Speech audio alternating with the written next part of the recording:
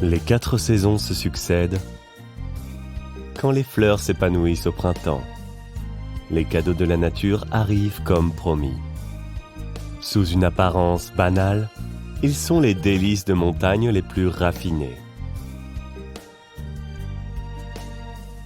À chaque saison, outre les changements de paysage, le plus remarquable ce sont les mets saisonniers tant recherchés par l'homme.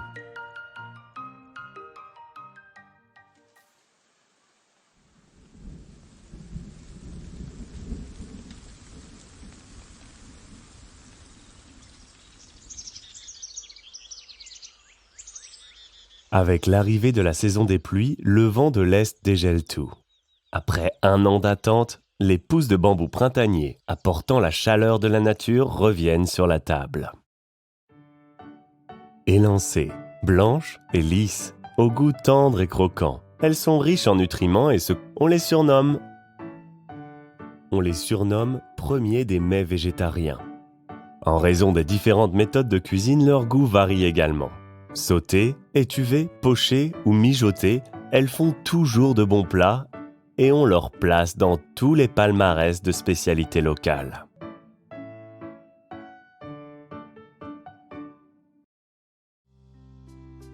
Lorsque la brise printanière souffle à travers les montagnes et les forêts et que la pluie printanière nourrit tranquillement tout, un champignon magique ne peut résister à l'envie de sortir de terre. C'est la morille. Avec la truffe, le matsutake et le cèpe, la morille est l'un des 4 champignons les plus prisés au monde et se classe au premier rang de ceux-ci. Elle doit son nom chinois champignon de tripe d'agneau, à sa forme ressemblant à celle-là. En Chine, la consommation de morille a une longue histoire. Dans son ouvrage de matière médicale Bensa Kanmu, Li Zijian a écrit « Les morues sont de nature douce, sucrées au goût et bénéfiques au système digestif. Elles aident à la digestion, nettoient les poumons, tonifient les reins, régulent les qi, nourrissent le cerveau et rafraîchissent l'esprit. » Le temps passe et les plantes suivent l'ordre naturel des choses. Le milieu de l'été est le moment où les champignons de bambou sont récoltés. Ils poussent en grand nombre 2 à 3 jours après la pluie et émergent du sol entre 5 et 7 heures du matin. Au début, ils se présentent sous la forme d'une boule appelée œuf de champignon de bambou. Atteignant une certaine taille, ils poussent vers le haut pour prendre une forme cylindrique avant d'ouvrir finalement leur indusie. Le champignon de bambou mature est extrêmement beau.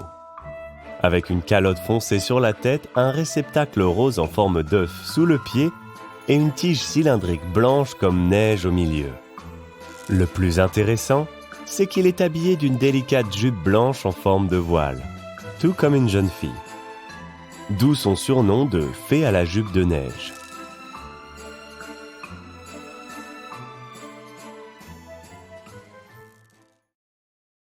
Chaque automne est la période la plus chargée de l'année pour les agriculteurs.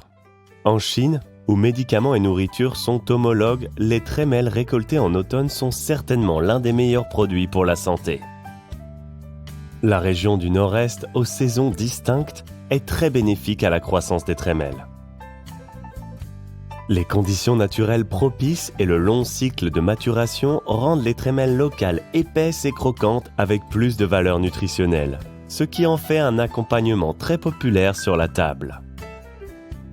L'automne prend fin et commence l'hiver, la dernière des 4 saisons. En plein cœur des mois d'hiver, les pousses de bambou d'hiver ajoutent à l'envie des délices d'hiver. Si les pousses de bambou printanier l'emportent par leur saveur fraîche, les pousses de bambou d'hiver ont une chair plus dense et un goût plus riche mêlant âpreté et douceur. La nature n'est jamais avare de ses dons à l'homme. Il y a des fleurs au printemps et la pleine lune en automne, de la brise fraîche en été et de la neige en hiver. La succession des délices aux 4 saisons fait écho à la succession des 4 saisons de la nature magique. La beauté de la Chine réside dans le goût de la nature.